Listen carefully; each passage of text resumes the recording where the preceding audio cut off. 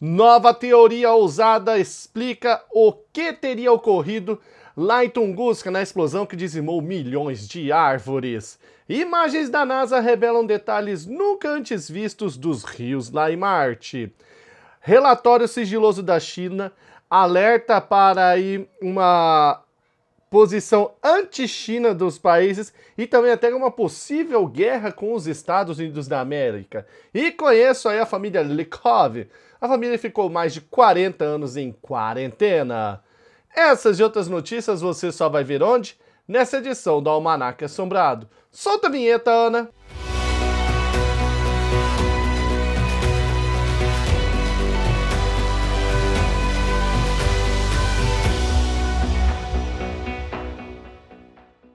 Assombrados, Matheus na área com mais uma edição do Almanaque Assombrado, este quadro que eu trago de segunda a sexta-feira aqui no canal Assombrado. Fique por dentro das notícias relacionadas ao desconhecido assistindo esse canal. E também aqui são publicados relatos, né? Minha esposa, Ana Paula, publica relatos gravados às 11 horas da manhã e tem ao vivo todos os dias por volta das 22 horas. Mande sua história para ela contar. Edição de sexta-feira, começando o fim de semana, né? Vamos lá, vamos começar falando de tempestade de areia. Olha, Níger, você já ouviu falar do país chamado Níger? A capital é Niamey. Niamey é a capital do Níger, tá? Um país ali no centro do continente africano. E teve ali uma tempestade de areia, meu amigo, que cobriu a cidade e deixou o céu na cor vermelho fogo. Vamos ver aqui? Tem que abrir aqui, né? Porque até hoje não arrumaram o bug de eu não conseguir deixar as coisas grandes. Olha lá. Então eu tava falando, ó, uma enorme tempestade de areia cobriu os céus da capital do Níger, Niamey. Olha lá, as nuvens tinham centenas aí de metros de altura e de largura. Olha só a cor que ficou o céu. Tá vendo? Era meio da tarde aqui e olha a cor do céu avermelhada. Isso durou alguns minutos, tá? Eram areia, pó, todas essas coisas. Até que depois veio a chuva, tá? E fez a poeira baixar. Agora você imagina a sujeira que ficou ali. Não é incomum, tá? Esse tipo de tempestade acontecer no país. Se você abrir o Google Maps, você vai ver que fica ali numa área desértica ali da África, tá? Mas realmente é sempre impressionante se ver essas colunas imensas de areia e poeira com quilômetros e vários metros de altura encobrindo cidades inteiras. Olha isso. Olha a imponência do negócio. Vamos lá. Descoberta uma cápsula do tempo, entre aspas, de 120 anos dentro do túnel britânico. Ó, é o seguinte, vamos lá. Um homem morador da cidade de Plymouth, lá no Reino Unido, tá? Ele começou a fazer uma reforma na sua casa. Aí ele acabou descobrindo um túnel de 120 anos que passa por baixo da sua propriedade. O Jake Brown disse que estava tomando café. Quando ele notou que uma parte da parede próxima à entrada da sua casa tinha uma textura diferente da restante da casa, né? Ele estava lá tomando, olhou para a porta e falou, nossa, mas tem uma textura diferente aquela parte ali. Aí ele falou, vou pegar a furadeira e fazer 2 furos ali. Fez 2 furinhos, tá? Olha lá. Aí ele introduziu uma lanterna para ver o que tinha do outro lado. E para surpresa dele, encontrou uma espécie de caverna. Aí ele pegou o martelo e começou a bater no buraco, para abrir um buraco maior e ver claramente o que tinha do outro lado. Aí olha só, ao se adentrar no túnel, começou a escavar os dejetos presentes no local em busca de pistas que ajudassem a determinar com maior precisão o tempo que a passagem permaneceu encoberta. Na escuridão recolhi garrafas, latas de tinta e minha principal descoberta foram restos de um jornal, disse o Jake Brown. Após uma análise, ele viu que as latas de tinta tinham etiquetas que respondiam à década de 50 e 60. De toda forma, alguns traços distintivos nas garrafas indicavam que pertenciam aos primeiros anos do século passado. Por outro lado, datar os restos do jornal não foi tão simples, né? Porque o jornal estava bem deteriorado. Mas foi possível ver um ano lá, 1964. Então o túnel ficou bloqueado ali por volta de 50 anos. E um historiador disse que o túnel originalmente era um armazém de carvão. Então tem aqui fotos maiores, tá? Dá uma olhada nisso. Você está tomando café, vê uma textura diferente, faz tudo com a furadeira, põe a lanterna, vê que tem um oco lá, quebra com o martelo, adentro é um túnel e lá dentro tá cheio de coisa. Olha o tamanho, dá pro cara ficar em pé. Era negócio de mina de carvão antigamente ali. Olha lá as coisas que ele descobriu lá dentro. Isso daqui parece ser tipo uma bicicleta, né? Alguma coisa assim. Uma lata. Tá. Nine Elms. Sailing. Eu não sei o que é isso. Quem entende dos English aí. The best distemper for sailing. Não sei o que significa isso, tá? Mas essa lata aqui, o pé. Pé de alguém, né? É interessante isso. O cara tá de boa lá e depois acha um buraco, passa um túnel aí debaixo da tua casa. Nova teoria ousada oferecida para a fonte da explosão de Tunguska. Estamos vendo aqui uma foto, né, de árvores caídas. O que aconteceu em 1908, na Sibéria, região de Tunguska. 80 milhões de árvores da taiga, tá, tombaram em 830 quilômetros quadrados. Tá? Numa área de 830 km quadrados. O que causou tal devastação, né? 80 milhões de árvores tombarem, como a gente está vendo aqui. Todo mundo diz que foi algo que veio do céu, mas ninguém acha a cratera de impacto. Tem que ter uma cratera de impacto. E eles falam que pode estar no fundo de algum lago, alguma coisa assim, coberta pela neve. Mas agora, olha esse estudo que interessante. Cientistas siberianos que estudam o caso argumentaram que o evento de Tunguska foi realmente de um asteroide de ferro de tamanho considerável entrando na nossa atmosfera, percorrendo o planeta e depois voltando ao espaço. Então por isso que não acha a cratera de impacto, porque veio o asteroide de ferro, passou naquela região e depois voltou de volta para o espaço. E essa ideia se baseia em modelos matemáticos que exploravam diferentes cenários em que asteroides de tamanho, composição e trajetórias variáveis interagiam com o nosso planeta. Os pesquisadores foram capazes de descartar um cometa, né, um objeto rochoso, como os culpados pela explosão, e determinaram que era provavelmente um asteroide de ferro. O melhor modelo que respondia ao que aconteceu em 1908 indicava que o asteroide de ferro tinha aproximadamente aí de 100, tá, a 200 metros de diâmetro e percorreu 2.900 quilômetros na atmosfera da Terra. Aqui eu já fiz a tradução. Na atmosfera da Terra, antes de voltar ao espaço. Então era uma bola de 100 a 200 metros, passou 3.000 quilômetros ali na Sibéria, aqui na nossa atmosfera, e depois voltou para o espaço. Ele não impactou. E os pesquisadores dizem que esse breve momento geraria a força vista no solo em Tunguska, e explicaria por que não há cratera, tá, que possa ser conectada ao evento. Os cientistas por trás do artigo também observaram que a teoria explica efeitos ópticos associados a um forte pó de camadas elevadas da atmosfera sobre a Europa. Então, meu amigo, seria isso. Olha que teoria interessante. Desculpe os barulhos, aconteceu alguma coisa aqui que meus filhos começaram a chorar ali. Olha, é uma teoria bem interessante, né? São modelos matemáticos, foram descartando e sobrou esse, uma bola de ferro que veio e não colidiu, só passou pela nossa atmosfera e foi embora. Imagens da NASA revelam detalhes nunca antes vistos nos rios de Marte. Fotos geradas pela sonda Mars Reconnaissance Orbiter, é difícil demais para eu falar isso, Reconnaissance Orbiter, que foi lançado em 2005, está orbitando Marte até hoje, tá? Tem a câmera HiRISE lá, que faz as fotos. Mostra enormes camadas de sedimento na bacia de impacto Hellas, que fica no hemisfério sul marciano, formada há mais de 3,7 bilhões de anos. Vamos ver aqui? Foi uma equipe, tá, da Universidade Utrecht, lá nos Países Baixos, e do Museu de História Natural do Reino Unido, que revelou detalhes jamais vistos dos rios de Marte. Dá uma olhada aqui.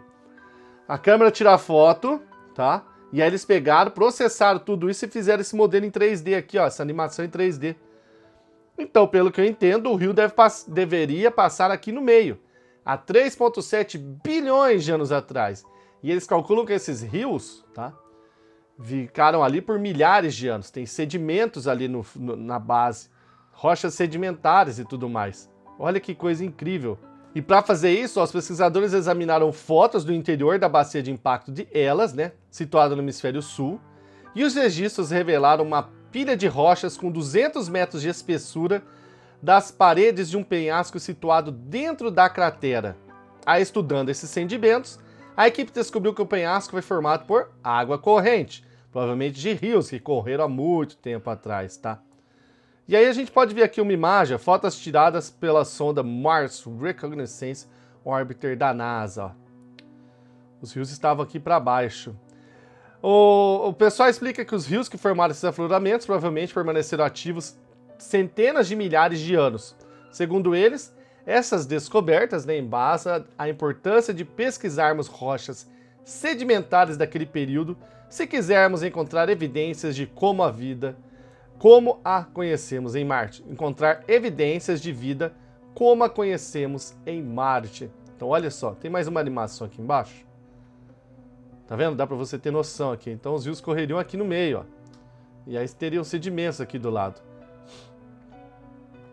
De louco, né? Olha, há muito tempo atrás Marte já foi parecido com o nosso planeta Terra, hein? Relatório sigiloso da China alerta sobre boicote global e possibilidade de guerra contra os Estados Unidos da América. Surgiu lá na China o vírus, né? Que tá fazendo o mundo parar, gerou essa pandemia. Inclusive, no momento que eu gravo isso daqui, na sexta-feira, 4h42 da tarde, algumas horas antes, foi decretado aqui que o isolamento no estado, o governador prorrogou até o dia 31 de maio. Então as empresas vão colapsar para cá, o negócio tá ficando feio. E muita gente está o quê? Pululu da vida com a China. Pô, China, tudo quanto é coisa vem daí, mano. Vocês podem ver ao longo dos anos, sempre surge uma doença vindo de lá. Então tá crescendo o pessoal ficando meio receoso com a China. Vamos agora ler a notícia para você entender o que aconteceu. A prestigiada agência de notícias Reuters obteve recentemente um relatório interno do governo chinês que adverte que Pequim enfrenta uma onda crescente de hostilidades mundiais após o surto e que a situação também pode levar a confronto militar com os Estados Unidos e aliados regionais asiáticos. Outras grandes agências e jornais, também tiveram contato com os divulgadores desse relatório confidencial do governo chinês e confirmaram informações semelhantes à da Reuters. Apesar da abordagem de situação que seria óbvia no decorrer do tempo, a divulgação do relatório pela agência repercutiu mundialmente de forma espetacular, pois no relatório é citado que a China teme o confronto militar com os americanos em todos os aspectos e cenários possíveis. Dois dos aspectos avaliados que causam o temor da China são a grande capacidade aeroespacial e naval dos americanos e quantidade de aliados na região. O relatório, apresentado no início do mês, concluiu que o sentimento anti-China, o mundo inteiro está com um sentimento anti-China, está no nível mais alto desde a repressão de 1989 na Praça da Paz Celestial. Tem aquela imagem famosa, vídeo, né, famoso dos tanques andando, e o cara fica lá na frente do tanque, e não se sabe o que aconteceu com aquele cara, né, e tudo mais. O relatório da escrita Reuters alertou que o sentimento anti-China desencadeado pela crise poderia aumentar a resistência aos projetos de investimento em infraestrutura da China, e que Washington poderia aumentar o apoio financeiro e militar a aliados regionais, tornando a situação de segurança na Ásia mais volátil.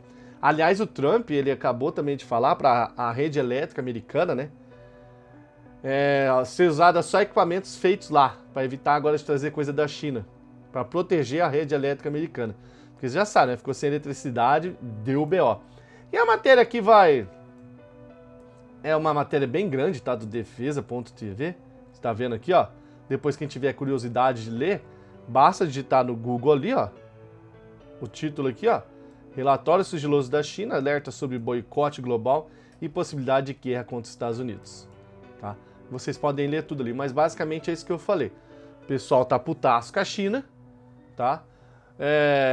Os Estados Unidos claramente ainda mais Donald Trump acabou de dizer que foi o pior atentado que os Estados Unidos já sofreram, muito maior do que Pearl Harbor e do que o do 11 de setembro, né? Foi esse que já matou mais 70 mil americanos ali, pessoas dos Estados Unidos. E que eles estão estudando, e o pessoal de inteligência tem que sair do laboratório lá, e não do mercado de Wuhan. Vamos aguardar, porque o negócio aí tá ficando quente, cara. Tá ficando quente. Os Likov, a misteriosa família russa que viveu sob isolamento durante 40 anos. Por anos, o clã Likov não teve contato com a civilização e nem sabia da Segunda Guerra Mundial.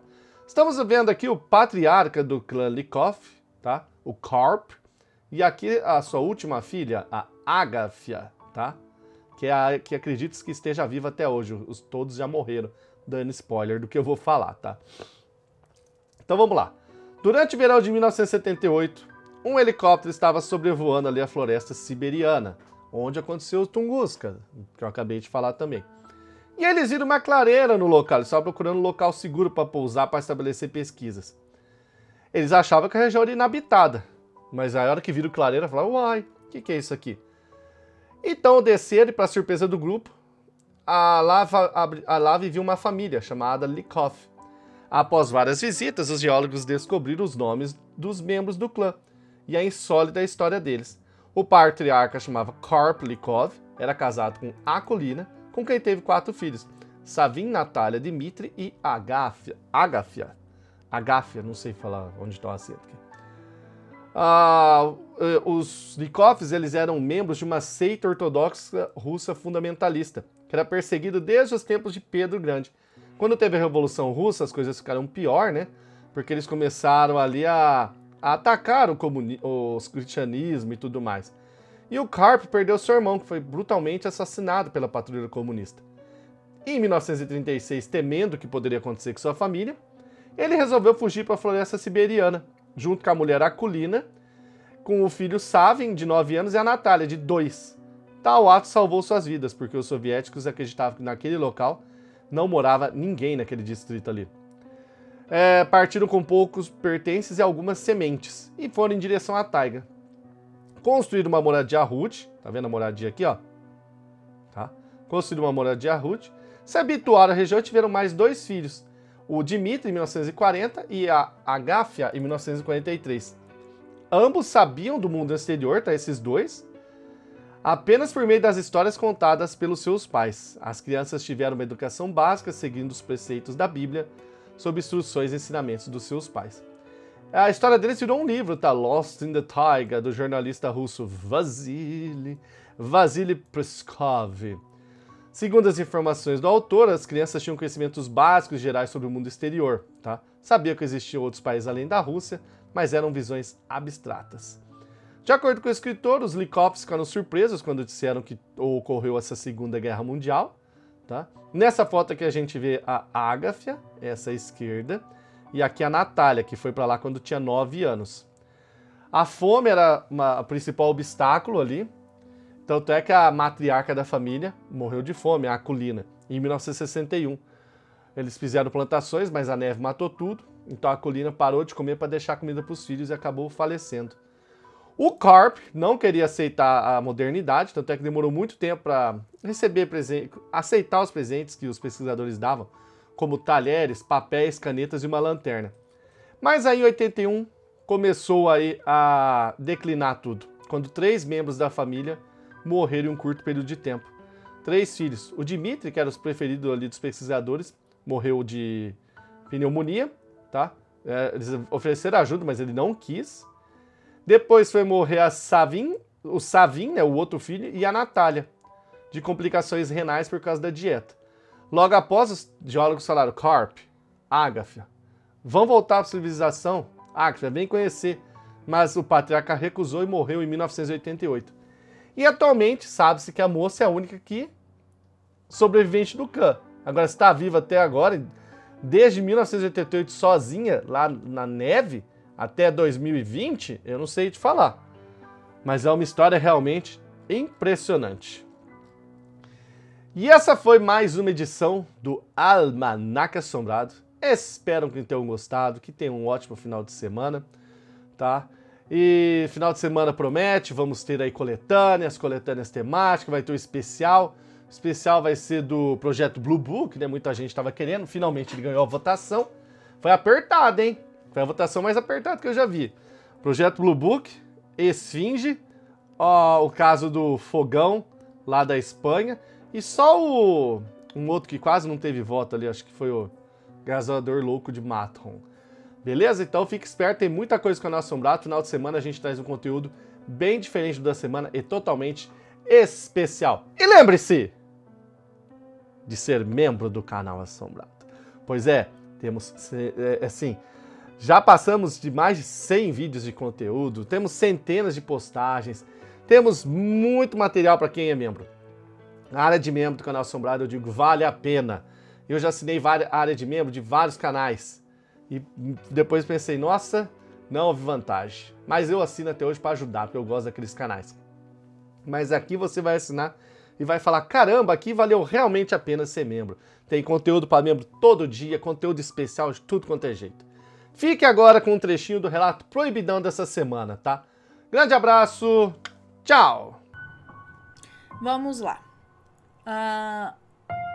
O título é O Galpão dos Enforcados. Vamos lá. Olá, assombrados, meu nome é fulana e vou contar um relato para vocês. Sempre desejei falar isso. Bom, vamos lá. Esse é o meu primeiro relato. Eu já o ouvia quando criança, mas aqui na minha região é tipo uma lenda mesmo. Todos conhecem a história por se tratar de um fato contado de geração em geração, existindo ainda uma remanescente deste fato viva. Ela tem 94 anos, é freira no Convento Divino Espírito Santo. Chama-se Fulana e recentemente ficou famosa ao contar a história de sua família para um médico psiquiatra que fez um estudo sobre a lenda, tratando o fato como depressão hereditária. Vamos ao relato. O Galpão dos Enforcados. Na estância Paraíso do Sul, era terrível a sequência de 3 enforcamentos envolvendo uma trisavó, bisavó e avó no mesmo local e obedecendo um ritual macabro que, quando nascia um neto, após vê-lo nos braços da sua filha pós-parto, dirigia-se então para um galpão secular e, numa travessa de angico, de uma madeira, acho que é isso, estendia uma corda preparada previamente, subia na roda de uma carruagem, se